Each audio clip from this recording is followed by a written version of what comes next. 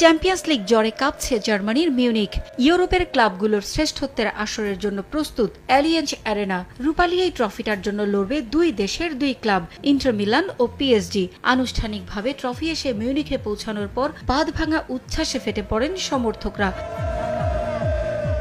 4 বার champions লিগের এই শিরোপাটা ছুঁয়ে দেখার সৌভাগ্য হয়েছে স্পেনের বিশ্বকাপ জয়ী সাবেক ফুটবলার আন্দ্রেস ইনিয়েস্তার। এই ট্রফির গুরুত্ব ভালো করেই জানা আছে তার। আনুষ্ঠানিক ট্রফি প্যারেডে রূপালী ট্রফিটা দূর থেকে এক নজর দেখতে ছুটে আসেন হাজারো সমর্থক। তৈরি হয় ভিন্ন এক আবহের। হাই ভোল্টেজ ফাইনাল ঘিরে এখন উৎসবের নগরী মিউনিখ।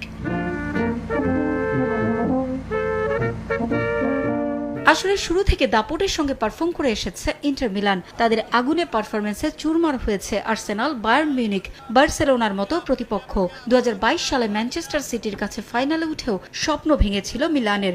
এবার তাই শিরোপার জন্য মরিয়া ইনজাগির দল।